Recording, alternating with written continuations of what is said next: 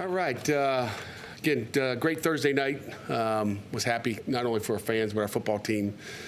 We closed that chapter last night. Chapter 1 closed. Again, a lot of things we can learn from the game. I think there was a lot of learning moments that our kids took away. Obviously, we did not play a perfect game. We never will, but it was just an average football game for us. A lot of things we left out on the field, explosive plays on offense, giving up explosives on defense, letting someone run the ball like they did is not our MO, and stuff that we got to clean up, and we will clean up. But, when you look at it all together, I mean, we played a really, really good opponent. I think West Virginia's a good football team. They'll have a lot of success this year, I think. I think they're better than they were a year ago, so, so we can look at it and say, hey, we came out of there, played average or below average, whatever you want to call it, and got a win. And then, we've got to play a lot better this weekend to have a chance in the Johnny Majors Classic, as you guys know, coming up. And, I'll move on just going into the next game. I've had, at least an extra 2 days to kind of work on them. And, it's exciting to have them come into Pittsburgh. Sounds like the first time an SEC team has been. You got the Florida Gators shirt on. Like, what's going on here? Get the guy a T-shirt. First time an SEC team coming into Acrisure Stadium. So we're excited about that. We know we're going to get their best shot. They're talented. They're athletic. They're an SEC football team is going to look the part when they walk into the stadium on Saturday. Coach Heupel does a great job. He's a football coach. Offensively, there's not a more explosive offense. There's not a faster tempo offense in the country. Alex Golish is also the offensive coordinator, but I think Heupel kind of does most of it.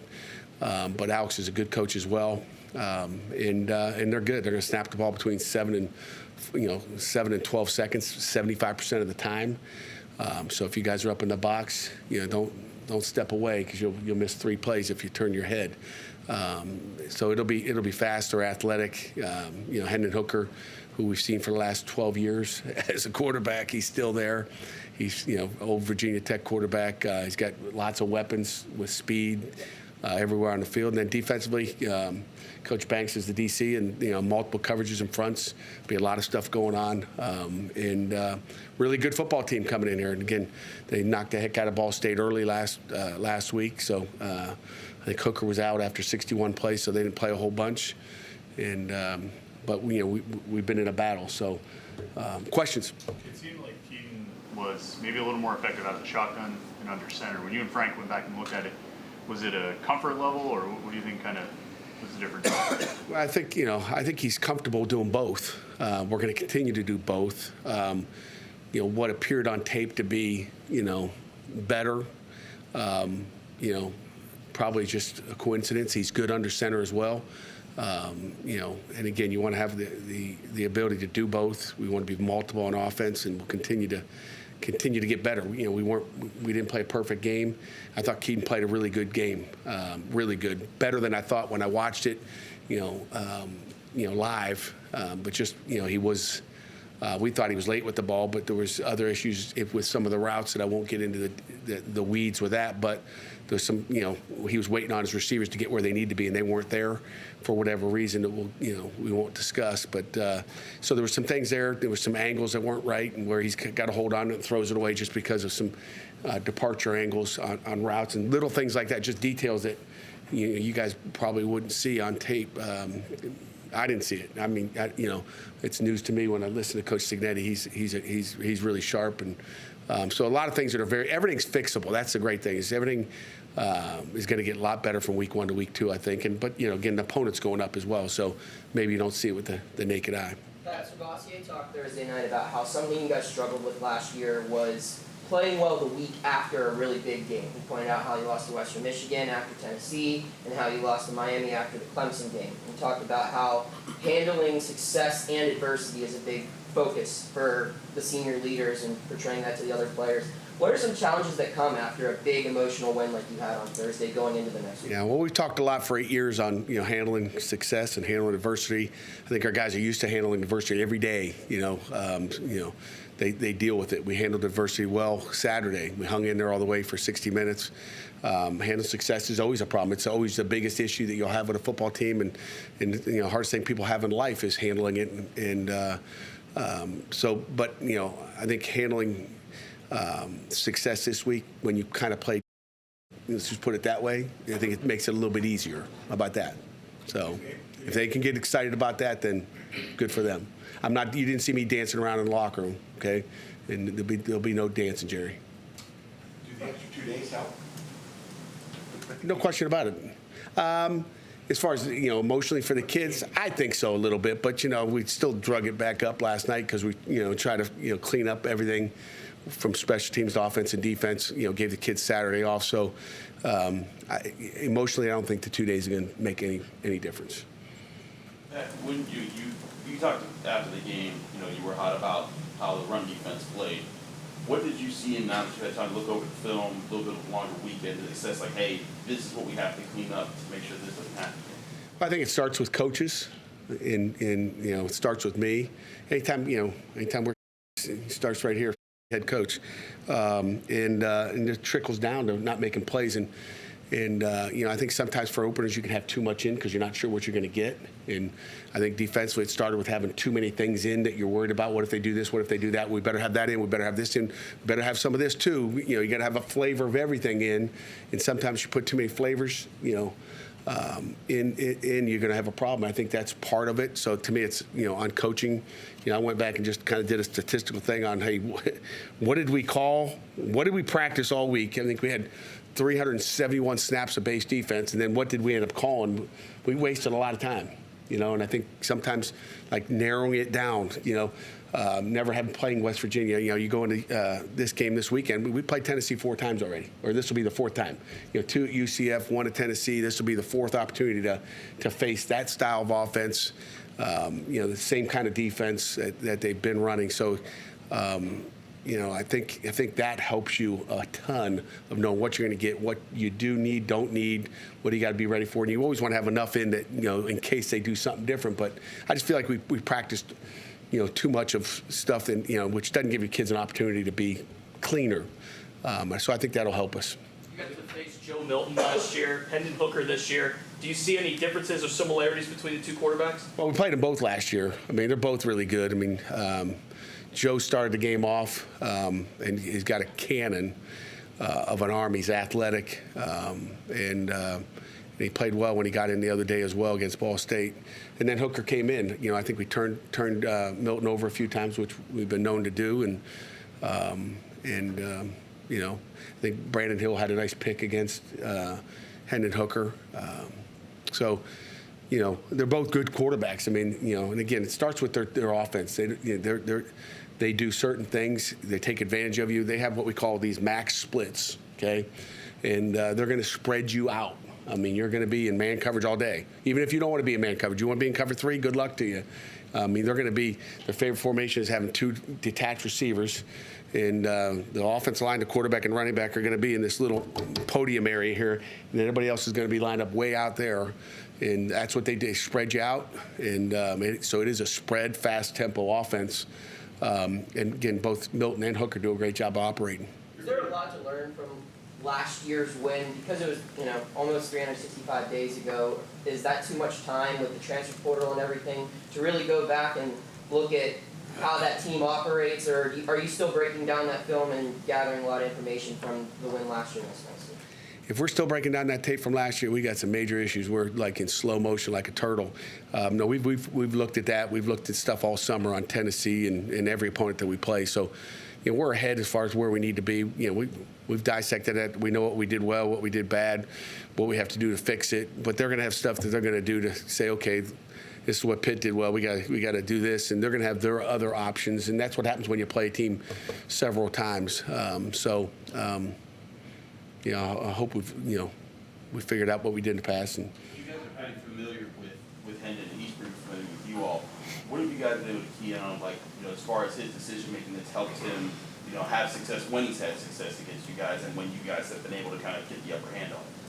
Yeah, I mean, there's nothing. It was just, you know, guys making plays. I mean, he's got a great arm.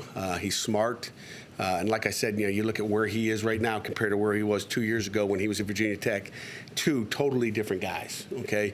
And that's obviously a tribute. That's no slam on what Virginia Tech did with him. But he fits into that offense, and he is, you know, his quarterback coach is coaching the heck out of him. I think he does. I think he's really, really sharp. So. You mentioned the rush defense. How about the rush offense? What did you see when you looked at that tape, and are you going to have a full complement? Again, yeah, I think West Virginia was good up front. They packed the box. We didn't do a good job of adjusting to, you know, they had the numbers in the box. So, you know, we've got to give ourselves a more friendly box if we're going to try to run it. You know, again, was disappointed in the offensive line and their play. So maybe they had fat heads. Maybe they were thinking about how good they were and we're all coming back and we're going to be great. But they weren't, you know, and, you know, and that's flat what it is. So they should have a little bit of a, you know, chip on their shoulder this week to, you know, to come back and show them who they really are. Back to the run defense. Was it some failure? Yeah, never talk about the run defense. This is good. Usually it's always the pass defense. What's wrong with pass defense? You can see how annoying it is when someone can run the ball. Like, it's not good, okay? And it just opens up everything. I mean, just now they can throw it in, they can run it. So go back, Jerry. Was there any problem with maybe failure to get off blocks? I would say no. I would say no. That was. I mean, there's guys there to make plays. It was Mental mistakes? mental hesitation, poor fits, poor alignment sometimes. I mean, if you don't get lined up perfectly, it's a problem. So just a lack of detail in what we're doing, and you know, sometimes that happens in openers. And you know, I talked to a couple guys like, you know, coach, it's a lot different than practice. Yeah, it is, but you got to make it the same, you know. But that's what happens when guys are playing for the first time. Does it say something about the maturity or the evolution of the program that you can play a game against a rival and play, in your words, average to below average and still find a way to win? It does a little bit, you know. You know, I was just talking to Coach Stack, and you know, we got, you know, GPSs on the kids, and we can see how fast they're going. We can't use the data in game, but just, you know, we got more guys running over 20 miles an hour than any time since we've been here. So our guys are running fast. I think we had 28 guys running over 18 mile an hour. So we got guys that are running well. I don't know, you know, we didn't have the data back in 2015, but it'd be interesting to compare 15 to 22. But you know, but sometimes you know, I mean, you give up a block punt, you know. You turn the ball over. You know, Bub Means turns the ball over. And we gave them plenty of options to come back in the game. Besides the lack of detail, I mean, turnovers in itself, you know, could cause you big problems. You gave them a 5-yard drive, and we gave them all kinds of stuff that, you know, that you can't against good football teams. I'm going to have to do the injury question that Jerry normally does. But is there any word on if Deslin and Rodney will be able to practice fully this week? How they're doing? He just threw you under the bus, Jerry. So I'm used to it. Jerry, I love you. I never threw you under the bus. You know, again, it's been 8 years, Chris, and you know I'm not going to talk injuries. Those are private things, and you know, when Brandon Hill was banged up early in the year, you know, I'll never forget. Matter of fact, let me pull it up here. Hope.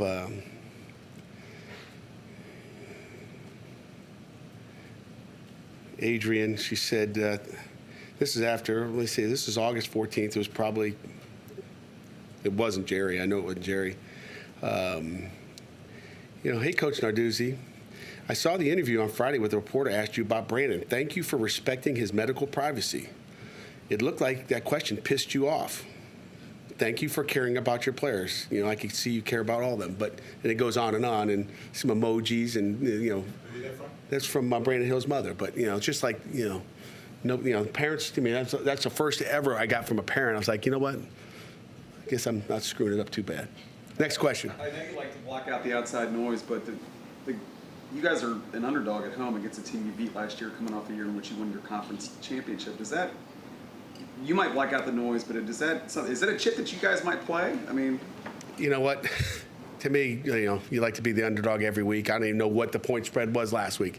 We were probably the underdog last week at home. You know, I know our crowd was the underdog for sure going into that game.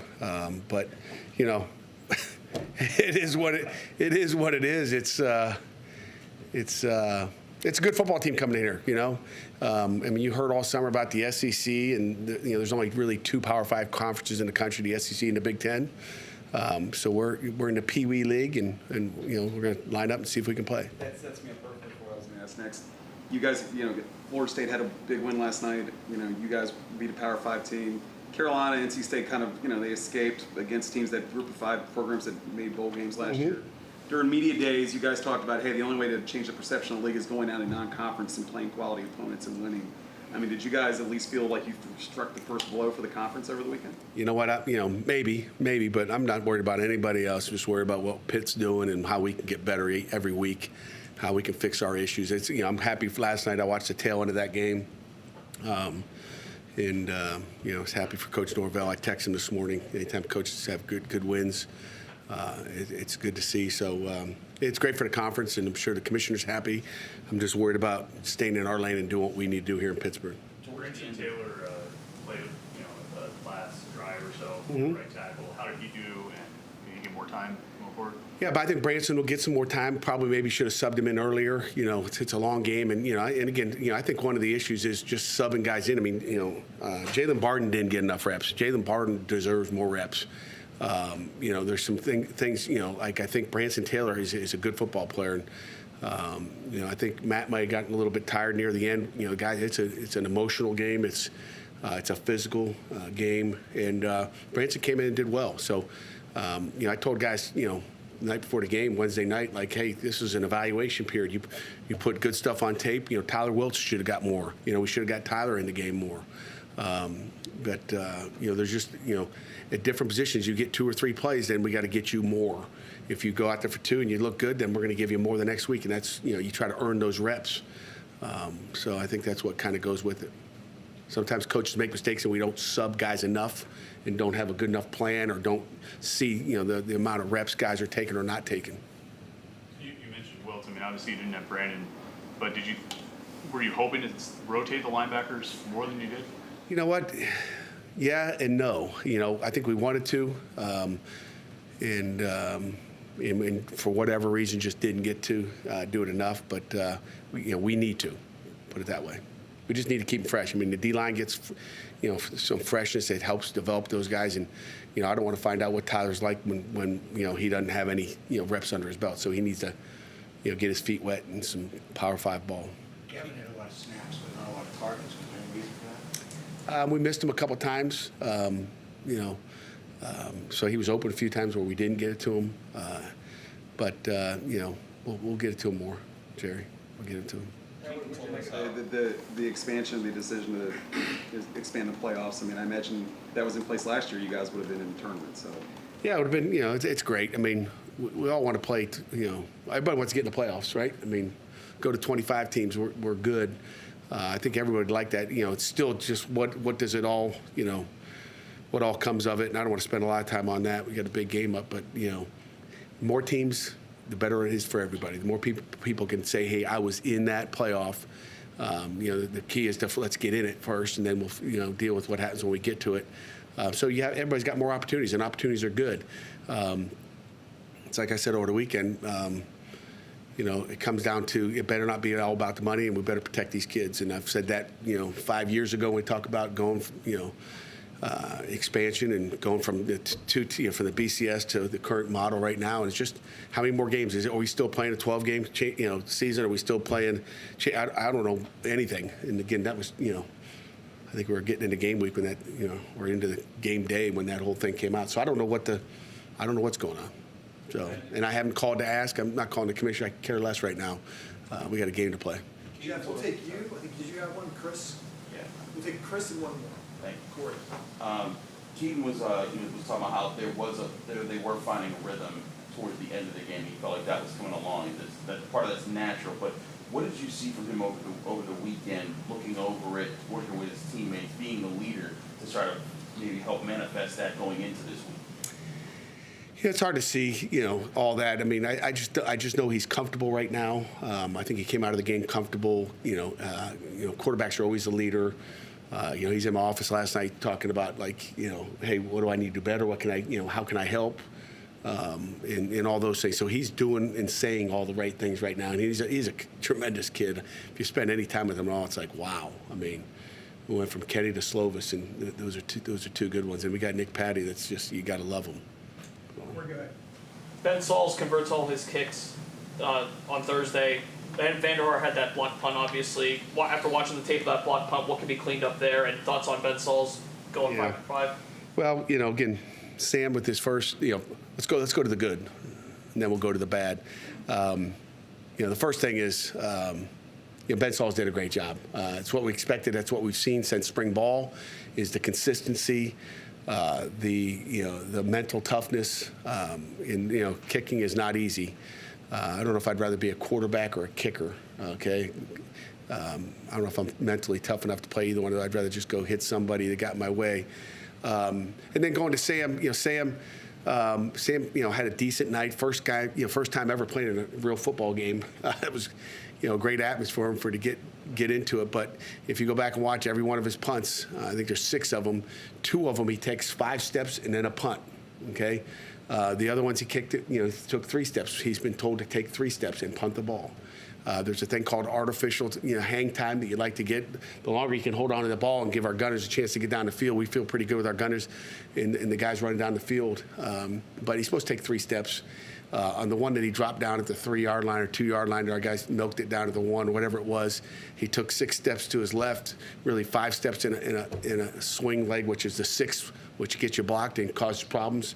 And again, on that block, the protection wasn't as good. We can clean up some things there, but he needs to get the ball off. We didn't tell him any artificial hang time. Just get the ball off. Give us a chance to go down and cover the punt.